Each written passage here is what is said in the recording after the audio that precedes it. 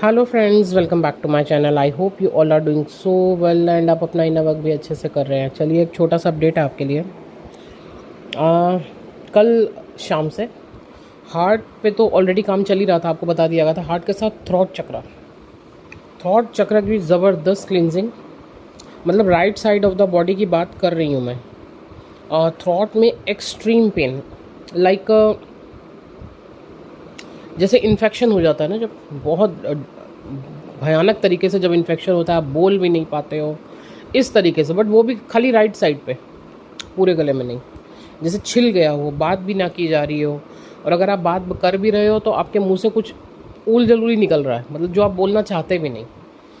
तो ये चीज़ें अगर ऐसी इस तरीके से आपके साथ हो तो समझ जाइएगा इस समय बहुत डीप लेवल पे थ्रॉट क्लिनजिंग चल रही है। ठीक है, मतलब बात करने में भी आपको दिक्कत हो रही हो। एंड हार्ट एरिया की तो क्या बात करूं, बाप रे। हार्ट से लेकर shoulder and arm and even fingers, मतलब आपका पूरा जो राइट साइड है ना, हार्ट, शोल्डर, बैक, आपकी बाजू, आपकी बिल्कुल उंगलियों तक वो पेन जा रहा है, और एक्सट्रीम लेवल का पेन।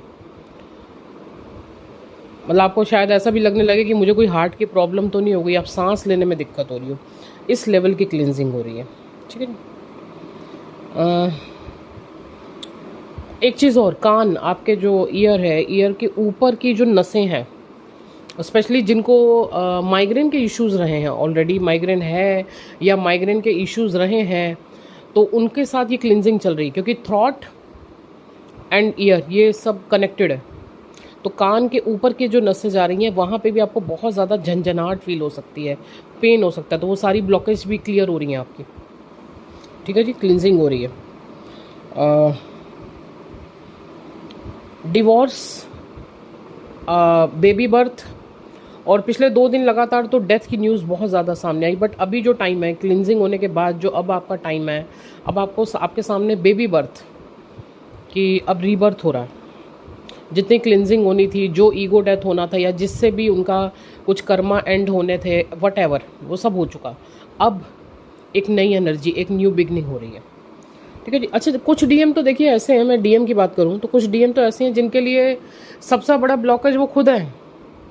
ना उनके माँ बाप ब्लॉकेज हैं, ना बच्चे, ना वाइफ, ना सोसाइटी। सबसे बड़ा ब्लॉकेज वो खुद ही है, या ये कह लीजिए उनका ईगो सेल्फ है, या कुछ ऐसी ही उन्होंने क्रिएशन खुद से कर दी है कि इस समय सबसे बड़ा ब्लॉकेज वो खुद ही बने हुए हैं अपना, कि मैं अब आगे कैसे बढ़ूँ।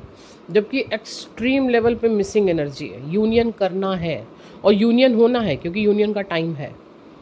तो इसलिए सबसे ज़्यादा काम जो चल रहा है डीएम के ऊपर, हार्ट चक्रा पे चल रहा है। अभी पीछे 1 हफ्ता लगातार रूट की क्लिनजिंग हुई है, अभी हार्ट चक्रा की क्लिनजिंग होगी और ऑलरेडी हो रही है। ठीक है जी, उनको लाइन पे लाया जा रहा है। और डिवाइन कैसे लाइन पे लाते हैं ना, ओ बाप रे। चलो,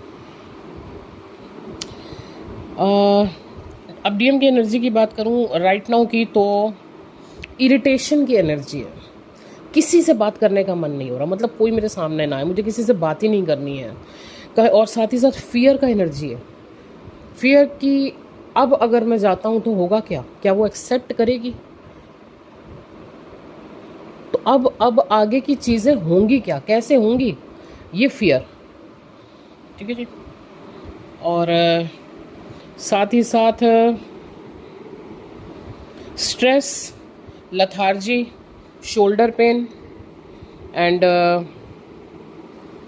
अचानक से आपके हाथों से जैसे कुछ टूट सकता है। ये एक एनर्जी थोड़ा सा नोटिस कीजिएगा।